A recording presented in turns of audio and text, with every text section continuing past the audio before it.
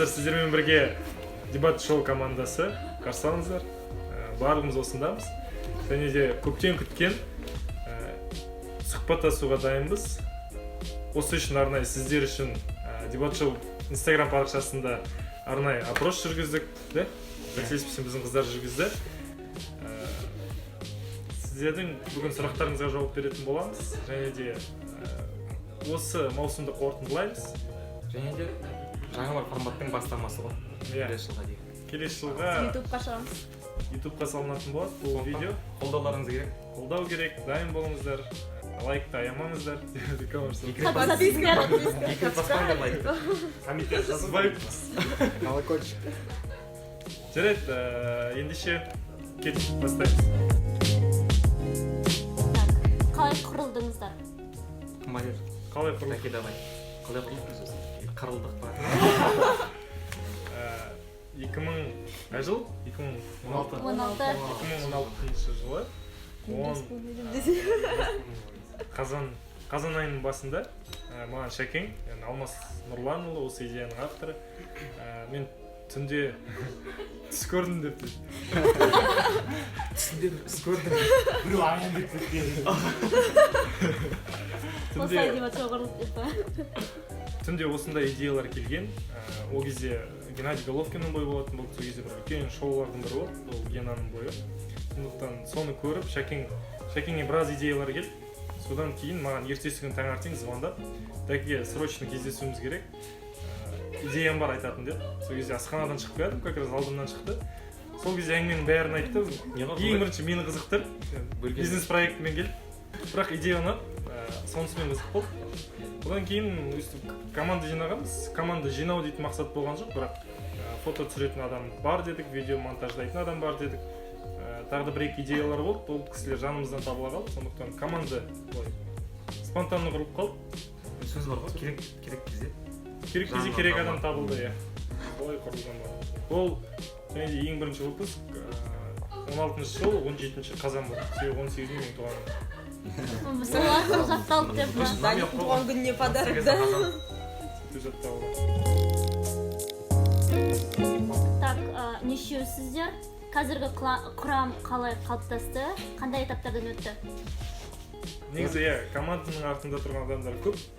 Біраз шаруаларды бітіретін осы кісілер. Неше адамсыз? Жетеуміз. Тек қазір Әлшер жоқ просто. 7 адамбыз. Қандай этаптардан өтті? Ол уақыттың өзі сол этаптарды көрсеткен сияқты, да? Біраз адамдар оқуын бітіріп, өз жолымен кете берді, әрине. Біраз адамдар әлі жүр. Кете алмай. Бұл команданы кете алмай жүр. Жібермей жүр. Этап уақытқа байланысты болды, бізде басқа не этап бар? Қиыншылықтарына байланысты болды. Әлі күнге дейін жалықпаған адамдар жүрді просто. Әрқайсысының функциялары қандай? Әркім өзінің функциясын айтсын онда. Дәкеден бастайық. Менікі просто видео монтаж, түсіру, видеоны монтаждау и соны елге көрсету күшті качествомен. Келесі? Мен кайф ұстап жүремін. Менде определенный функция жоқ. Просто ойларым болса ойымды айтып, мынандай болады ғой. Идейный вдохновитель. Алмастың рөлін. Жалғастырған адамдардың бірі. Проекттің басында, проекттің соңында келіп жүретін бір адам болады. Ол үшін командада. Басылғанда бір келеміз. Ортасында жоқ. Басында соңында ғана келетін. Соңында ғана келем. Мәкеңе ең финалған уақытта орасан көп, қарғып алмай қанатта сондай. Негізі, иә, Мәкең бізде форс-мажордың ситуация. қарарларға жауап береді. Сол ойында болатын, талқыланатын жалпы тақырыпқа. Сол үшін Мәкеңнің де рөлі зор. Иә, жауапкершілік өте маңызды бұл кісінің. Өйткені қарар тікелей осы кісіге байланысты. Тек сондықтан қарар мен сұрақтар болса осы кісіге Қарар ұнамаса мына адамға. Ал видео ұнамаса маған қабылдаспаңыздар.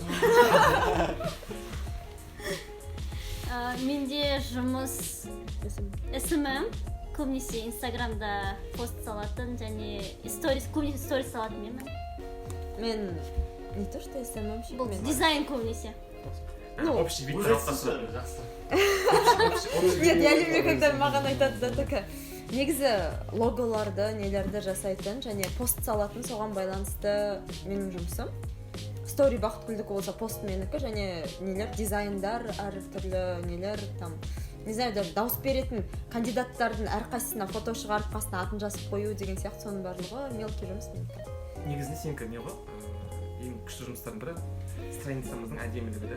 Иә, страница Видің келді. әдемілігі осы адамның арқасында.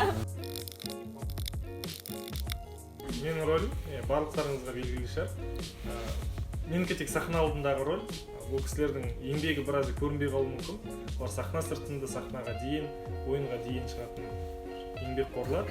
Менікі жай ғана сіздер келетін залдың алдында өнер көрсету, яғни выступать етіп беру, ашу сол концертті. Сосын бір кісілердің кесірінен сценарийді өзім жазатын болдым. Себебі маған сол ыңғайлы, сценарийді өзім жазу және өзім оқу. Сол менікі. Негізі бізде Данияр Түнде қандай музыкамен шығатынымды ойластыру. Сол үшін кейде ұйықтай алмаймын. Әр музыканы тыңдап. Иә. Содан кейін киім таңдау жағынан. негізі киімді Данияр өз таңдамайды, Данияр өз таңдамайды шынында келсе. Стилистері бар оның. Арнайы. Оның выходына дейін сценарийін құрып береміз біз, так что не думайте, что это все Даниктің несі. Не, шынында келсек Данияр біздің лицомыз ғой, команданың. Ал енді мен осы команданың координаторы, немесе үйлестірушісімін. Жалпы девочка командасының, яғни кім қалай болады уақыттарына байланысты хабарласып, бір-біріне келістіріп, сондай жұмысты атқарамын да. Және де университеттің профкоммен, сондай жұмыстармен мен атқаратын болады. Және шоу кезінде микрофонды тасып жүреміз. Ол жігіт жай айтып бергені, бірақ ойындарға төрешілерді шақыратын, үлкен кісілермен сөйлесетін осы, және де осы маусымда үлкен деңгейге көтерген осы жігіт, жаңа координаторымыз, Мақсат деген жігіт. Барлықтарыңыз таныс болыңыздар. Одан кейін акциал қалай дайын болу керек, дайындықтың барлығына, орг моменттердің дайындығына қарайтын осы жігіт, сондықтан ол жігітте басты рөлдерде. Және соңғы уақытта тағы бір жұмыс қосылып отыр, ол шоу алдындағы шоулармен Жұмыс жасау. жұмыс жасаймын. Өз араларыңызда келіспеушіліктер болды ма?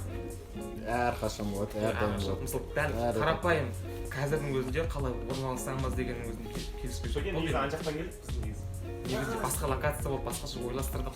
Если честно, қиындықтар біраз болады бізде да. Неше 3 жыл бойы қиындықтар, конфликттер болып келе жатыр, бірақ оны халыққа көрсетпеуге тырысамыз. Команда болғасын жерде, қиын жұмыс болғасын жерде, полигон болатын жерде. Иә, ішкі кухня, оны жасыратын ештеңесі жоқ. Бірақ қандай айқайлар, конфликттер болып жатқанын ешкім білмей ақ қойсын. Ондай сұрақ Бірақ үлкен конфликт болған жоқ. Иә, ондай глобальный ешқандай болған жоқ. Кішігірім заттар бар. Қайдан, неден, немесе кімнен идеяларды аласыздар? Негізі бар нәрсе ғой, осының бәрі бұрын болған нәрсе ғой. Просто әрбір жерден көріп, дебат форматы осыған дейін болған, политический дебаты бар, телевидение көрсететін, там Трамп пен Хиллари дебат сияқты оған дейін болды. Просто шоу ретінде ұсыну да болды. Просто ол кейбір адамдар жаңа аудиторияны охват жасау мақсатында басқаша жеткізуге тырысқан шығармыз, бәлкім сол жерде жаңа идеялар туындаған шығар.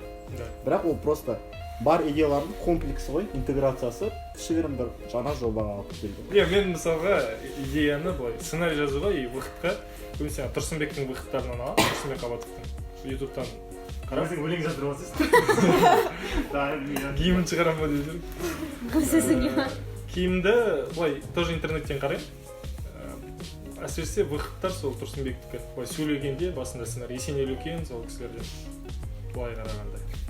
Қалған өзімдікі. Солай ма? Айтпайсың ба? Біз тауылмай жүрміз. Біз алдын ала саған сценарий жазарды айтып қоймайсың, мынаған ұқсатып жазды, біз сені Нұрсұлтан Құрмандарға Сол ұқсатып үшін өзім жаздық алдым сценарий. Халықтан тағы да біз опрос сұрағанбыз. Ол сіздерге осы шоуда, осы проектте, немесе осы командада не ұнайды, және не ұнамайды деген опрос болған. Көрейік сіздерге не ұнамайтынын ұнайтын. Бірақ біз жоба кездерінде де, концертте де әр проекттен кейін естиміз былай. Кейбір кісілер айтып жатады, мына жағы ұнаған жоқ, мына жағы ұнады, молодцы. Мына кемшілікті келесіде жөндеңдер деп. Бірақ қазір жауап естисіздер. Дайын бой. Ютубта канал жоқ, сонысы ұнамайды. Инстаграмнан көру әрдайым ыңғайлы емес дейді. Процессе. иә енді ютубқа шығатын бар боламыз. жоспар. Құдай қаласа осыны ютубтан көресіздер. Егер ютубтан көрмей жатсаңыздар, ВК-дан көресіз. Данидің аккаунтынан көруге болады. өзіме просмотр Негізі біз каждый дебат шоудан кейін ютубқа шығамыз дейміз де, бірақ андай причиналар болып қалады. Контенттің сапасы, видеоның сапасы, монтажға келмейтін видео. И біздің ойымызша сапасыз видео шығарғаннан лучше вообще шығармаған артығырақ. Видео контент көбірек болса ойыннан видеолар дейді. Дәл сол жауап. Ұнамайды шектен тыс фан, мысқылдау, көп күлдіргенге жеңіс беру. Біріншіден көп күлдіретін нәрсе ол көбінесе спикерлерге бағытталған деп ойлаймын. Бұл сұрақ организаторлығы емес, именно командаға емес. Бұл спикерге көбінесе байланысты нәрсе. Екіншіден, егер сіз мұқият жанкүйер болсаңыз, мұқият көрермен болсаңыз, осыған дейінгі жағдайлар болған, көп күлдірткен адамға қарағанда сапалы тұжырымдамалар, жақсы ой айтқан адамға жеңіс берген жағдайлар көп болды. Мәселе бұл жерде кім күлдіртеді, күлдіртпейді емес, кімнің ойы сапалы болды, кім сапалы жеткізе алды, соған жеңіс көбірек береді деп ойлаймын төрешілер. Мен ойлаймын, осыған дейінгі бүкіл ойындарда төрешілер объектив шешім қабылдады.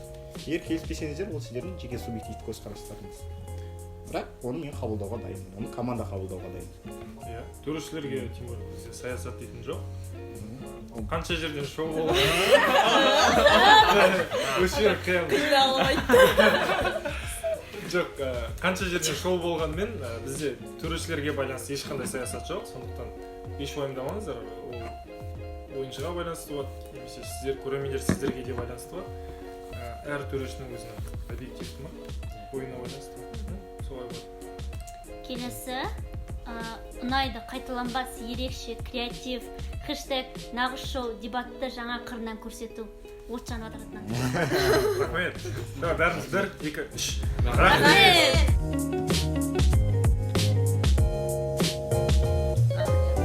Ұнайды, қайталанбас әрі қазақ пікірсайысы. Қайталанбас әрі қазақша пікірсайыс деген шығар. Түсінікті, мақтап отырған түсінікті, да? Рахмет тағы да. Барлық сіздер үшін ұнатуға тырысамыз, кемшіліктер жоюға тырысамыз. Келесі тағы бір кемшіліктер бар, кемшілікке жауап беру. Шоу ретінде жақсы дамыған дейді. Сапалы контент ұнайды, кейде меніңше ұйымдастырушылар тым субъективті, бірақ бұның да жақсы жағы бар. Жақсы жағы бар. Ұйымдастырушылар тым субъективті. Түсініксіз. Қалай? Менің түсінуімше тым субъективті дегенде біз мысалы өзімнің нишамды қарайтын болсақ, мысалы SMM контентті қарайтын болсақ, может сол жағынан шығар, иә, әр адамды шығарған кезде, ойыншы осы деген кезде шығарған кезде субъективті мнениемізді қосатын шығармыз деп ойлаймын. Бірақ дегенмен ол пікірсайысшылар бәрімізге таныс адамдар болғандықтан, в любом случае ол жерде субъективті мнение қосылады және объективті болуға тырысамыз, бірақ объективтілік болған жерде по-любому субъективность қосылады. Ең бастысы жеңіс танықтаған кезде объективный мнение болады. Да. Самое главное сол. Келесі көрермен мүмкіншілігі ұнайды, кейбір қатысушылардың шоу деп формат сақтамайтын ұнамайды. Ол да спикерлерге көп байланысты. Кейбір қатысушылардың шоу деп формат сақтамайтын ұнамайды дейді. Біз негізі ұзақ әңгіме негізінде дебат шоуға байланысты форматта да өзгерткіміз келген. ЛД форматта емес. Сәл өзгерттік, бірақ бұрындары Кенесары Линкольн мен Дуглас емес, Кенесары хан мен кім еді? Бір хандардың былай Қасым жоқ, қалай дейді? Жәңгір мен Махамбет. Жәңгір мен Махамбет ханның былай ЛДС сондай бір формат ұйымдастырғымыз келді. Қазақи ретінде жаңа пікірсайыс әлеміне жаңа формат әкелгіміз келді. Ол кезде сұрақ ондай емес болған. Сұрақ негізі просто қатысушыларға байланысты болған, негізі просто біз қатысушыларға байланысты дым айта алмаймыз дейміз. Біз емес ойнап отырмыз. Негізі талаптар қойылады оларға. Осылай ойнағандардың бірақ та оларға айтқан да дұрыс емес, былай алып қарасам, былай ойнаңыздар деп. Әркім өзіңше қалай ойнайды, солай ыңғайлы ғой әр спикерге. Бірақ олардың былай уақыт қарамауы, бірақ ойынды шығып ортасынан бөліп жесек, ол да дұрыс емес сияқты көрінеді. Біздің бір ойыншыларымыздың біреуі екен қойған ол сұрақты. Халыққа көп мүмкіншілік беру деген, басынан бастап біздің идеяларымыздың бірі сол болатын. Халық шынымен ақ тек қана төрешілерге емес, халық та өзінің таңдауын білдіре алсын деген мақсатта қойған болатынбыз. бірақ соңғы кездері бізге өзімізге ұнамай бара жатырған нәрсе андай слишком агитация болып кетіп жатыр да андай әркім өзінің клубын толтырып әкеліп қояды да ол жақсы ойнағандықтан емес ол өзінің клубының мүшесі болғандықтан ғана дауыс беру деген нәрсе сол объективті бола білейік иә шынымен өзіміздің клуб кейбіреулер естуім бойынша қателеспесем Кахуттың ойындарында залда отырмаған сыртта жүрген туыс ағайындарына таратады екен да солар арқылы дауыс береді екен дауыстың санын көбейту үшін ол да бір дұрыс емес заттардың бірі кім жасайды соңында оқиын Кахуттың қатып қалатыны ұнамайды дейді бәріміз бірге дониға қараймыз жоқ достар бір нәрсе айтып кетейік осы Кахоттың қатуы осының алдындағы ойында болды да ол кезде енді белгілі бір техникалық ақауларға байланысты Кахот қатып қалған болатын ал енді болашақта ол қателік мүлде жібермейді деп ойлаймыз енді егер ол қателікке байланысты сіздерден кешірім сұраймыз бұрыннан келе жатқан көрермендеріміз болса оны түсінуі керек да бұрындары ондай жоқ еді негізі тек бір ойында ғана бір ойында болды тек именно бір екі ойында шығар кейбір кезде кнопкасы басылып кетеді иә сол айтып дониға қараймыз адами факторға байланысты жоқ қазір бұл кісіде опыт бар уже енді болмайды ондай нәрсе негізі донидің қасында мен бұрын дониді не дейін кішкене сол кезде интернет жасамай қалдық шындық прям шындық интернет жасамай қалдық так келесі сұраққа көшейік а если серьезно почему аккаунт закрытый нам неудобно честно дейді Назерке медицина аккаунт жабық егер біз бірақ сөз десей подпишись иә подпишись біздің аккаунтта подписчиктердің саны 1000-ға жеткен кезде біз аккаунтты ашамыз уәде береміз или одан көбірек иә 1000 дедім болды маркетинг ход болып арнайы жауып қою осы жоба арқылы пікірсайысты жаңа деңгейге көтеруге болатындай ұнағаны ма жоқ мен соны түсінбей жатырмын бұл сөйлем до конца аяқталмаған соңына дейін бірақ мақтау деп қабылдайық біз мақтаған жақсы көреміз мақтау жағын қабылдасақ қалай болады сарказм ретінде қабылдасақ екеуіне жауап беруге болады по идее сарказм ретінде де болады да біз дебатермыз ғой екі жақпен де так осы жоба арқылы пікірсайысты жаңа деңгейге көтеруге болатындай это сарказм болса онда неге болмасқа енді не плюс жағы осы сұрақ айтқан жоқсың ба жауапты біз қалай біз именно пікірсайыс ойынның деңгейін көтеру мақсаты ойынның деңгейін көтеру мақсаты кішкене бар бірақ бір жағынан біз краска вносить етіп жатырмыз мен бағана сөзін анағы донидің сөзі ол дони дайындық бар бәсекеші маған қарап тұр десе негізінде айтып сұрақ қалай болды қайталай жүрші осы манадан 5-6 рет оқыдым осы жоба арқылы пікірсайысты жаңа деңгейге көтеруге болатындай иә өйткені бағана айтқандай пікірсайыс тек сөйлеу ғана емес көбісі вот именно қате ойлайды пікірсайыс тек бір-бірімен просто айқай шу тек сөз дейді да негізінде олай емес пікірсайыстың өздерінде басқа да қырлары бар и біз соның именно краска енгізіп енді біздің көзімше енді менің көзімше осыға дейін пікірсайыс черно-белый болса қазірден біз жаңа LED экранға көшіп сәл свет енгізіп декорация қарапайым тек мына пікірсайысқа қатысы жоқ адамдарды тартып жатырық та осымен ал егер енді позитив жағынан қарасаңдар ол да позитив жағы ғой мына жерде дұрыс қой біз краска енгізіп жатырық сосын бір адам сұраған сұрақтардың бірі бір адамға қатысты осы жердегі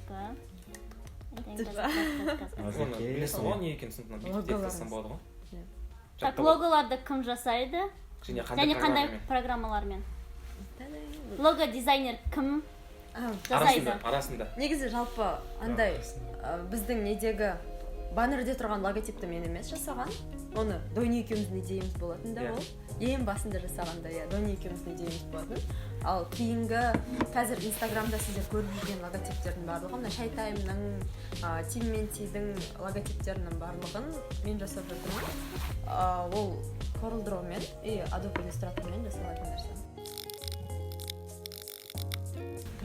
осымен бұл айдарды да бітіреміз барлық ұсыныстарға барлық ұнаған және ұнамаған ұсыныстарыңызға пікір білдіргендеріңізге көп рахмет барлықтары да ескере кетейік тек қана сіздер үшін тек қана пікірсайыстың дамуы үшін сондықтан кез келген кемшілікті естуге де дайынбыз, соларды жоюға жоюға да дайынбыз, және мадақтауларды естіп, мотивация жинап, ары қарай дамый беруге де дайынбыз да.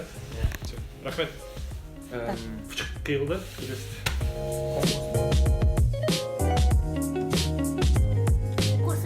Енді былай мана сұрақ болған, кімнің функциясы қандай деген. Енді қазір кішкене сұрақтар болады, и команда ретінде кімнің қандай екеніне жауап бере алса, типа ең деген, и ситуацияда нелер де болады арасында. Енді кеттік. Сұрақ біріншісі көрсетеміз қолмен, да? иә, кім екенін қолмен көрсетеміз.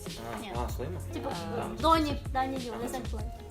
Әлішер болса асман. Так, бірінші айтамыз бірге. Ең жауапкершіліксіз адам. Жауапкершілігі жоқ.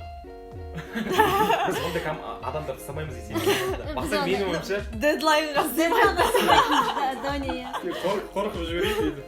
менің ойымша өзім сияқты жауапкершілігі. Негізі бар Салыстырмалы ғой. түрде жауапкершілік бар, но салыстырмалы түрде аздан алға қарай. Салыстырмалы тұрғыда, иә, Дони просто видеоның кеш шығуы, интервьюлардың кеш шығуына кінәлі адам деген сияқты. Кінәлі ол өзінің кесірінен емес, өзінің слоганым бар.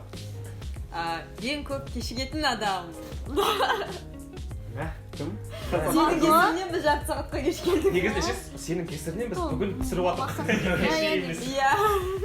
Бастықтар бізде кешікпейді, только задерживаются. Не, мы просто приходим рано. Так, келесі. Ең сәнді. Модица. Ну, я ойындардың алдында, нелердің, каждый шоудың алдында Бақытгүлді или мені шақырып алып, анда екі рубашкам, екі пиджак түсіп, қайсың кейін, наныма, екі нені галстукпен наумам деп, каждый сұрайтын, ұйықтар алдында тіпті не кием деп ойланып ұйықтайтын адамдардың біреуі. Ондай, андай стиляга арамызда, даже Бақытгүл екеуміз өзіміз бүйтіп қарамаймыз. Ең косячник. Косячник кім бізде? Әлішер. Әлішерден басқайсың ба? Бәріміздің енді. Ең деп тұр ғой, ең самый. Қайда ең косячник Әлішер неліктен менің ойымша. Бүгін келмей қалыпты. Иә, бүгін келмей қалыпты. Бізде бір рет андай не болды да, біз план действия разрабатывать еттік, бір видео болатын болды. Біз оны именно тек қана дебатшоудың страницасына саламыз, қалғандарымыз өзімізге андай қысқа план. Біз группаға жібереміз, ол видеоны просто бәрі көрсін, одобрять етсін деп. Әлішер алады да оны инстасына салып тастайды и ұйықтап қалады еще да, оны кетіретін уақытта. Короче, сөйтіп бүкіл планды құрт жіберген сөйтіп. И соның кесірінен типа Әлішер бізде самый косячник. Шок болады. Бізде жамандап алайық. Так, сосын ең сабырлы бізде Әлішер. Марғұлан ғой. Любой ситуацияда, ой, что там, не емес қой, проблема емес қой деп отыра беретін адам. Келесі? Креативный. Креатив па? Екі адамда Мен енді өзіме дауыс берген ұят шығып, сондықтан мен аған берейін. Ну ладно, мен оған бере салайын деп. Креатив бізде екі адамда, монтажда да, барлығы. Поста монтаж. Суретте, дизайнда. Негізінде шын керек, бір-бірімізден көп уақыт Да, вот. Көп бірге шай ішеді. Көп бірге шай ішеміз де, сосын ақылдасып оймен бөлісіп. Иә, любой дизайн жасаған кезде де, маған мысалы Донидің беретін советі, мыналардың бәрін беретін советтеріне қарағанда мен өз басым әзіргеден сұраймын, қалай қылуға болады деп. Только бір рет қана сұрадым, Бақыт Ең қатешесі. Енді адамдарды бітірді. Ең үлкен фейл, осы, ладно, неден бастап, осы екі ойын бойы ең үлкен фейл болған. Ойындық па, организационный ма?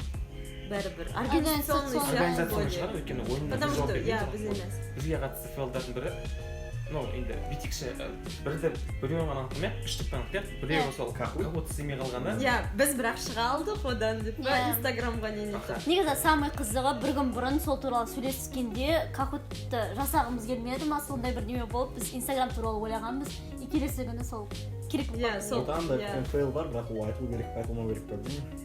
Ағы бір шоу болу керек негізі.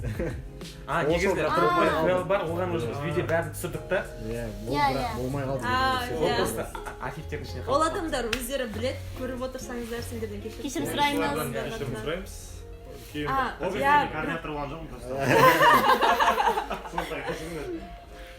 еще біз келесі сезонға дайындалып басқа адамдарды таңдап қойғанда біз ұмытып кеттік те ол нәрсе туралы, и ол адамдарға оповещение бермей жатып бастап кеттік. Сол, иә, үлкен фейлдердің бірі. ең қателіктердің бірі болды. Кеттік достар, жылды қорытындылау мақсатында кішігірім конкурс ұйымдастырамыз. Дебат шоудың арнайы көрермендерінің дебат шоу командасы кішігірім сыйлықтар бар.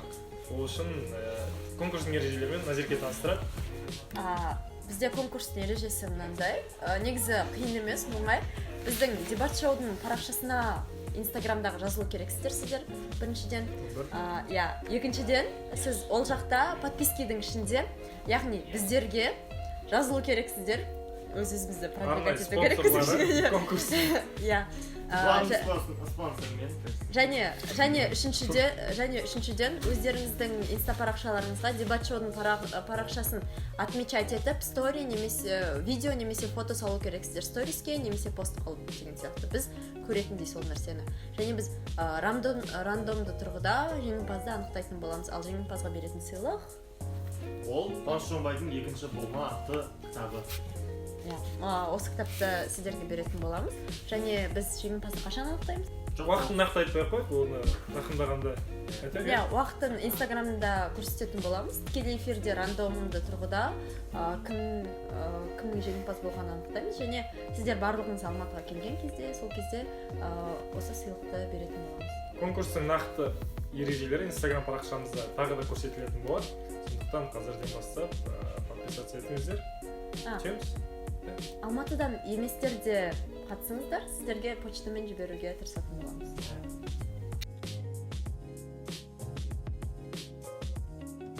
Жарайды достар, осымен сіздермен кездесуіміз аяқталды.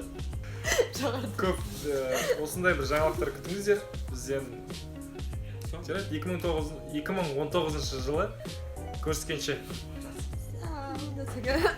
Сау. Ең үздік.